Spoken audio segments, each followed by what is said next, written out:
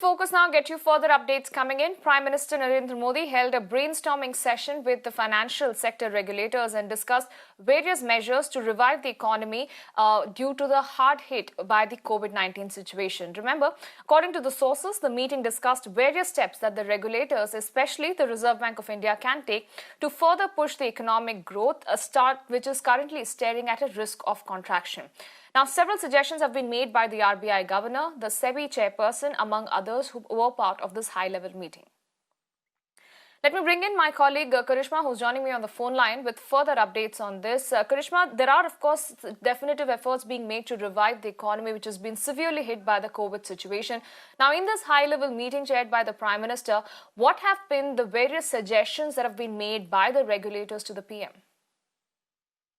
All right, the biggest highlights that have been made are, besides, of course, discussions on MSMEs, on single window clearance, on liquidity concerns, and on one-time loan structuring, which has been the key agendas of the government for the last few months.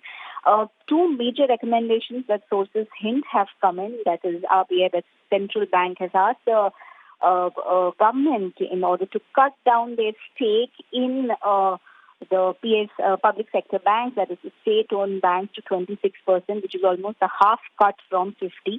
Second recommendation that we have learned is RBI also wants government to look into increasing the tenure of CEOs of public sector banks to about more than 3 years.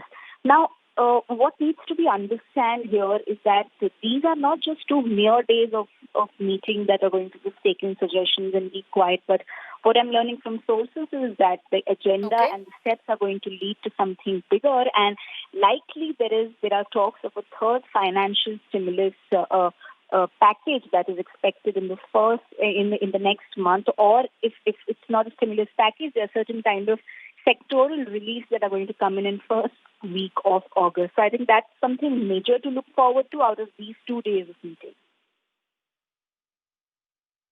Okay.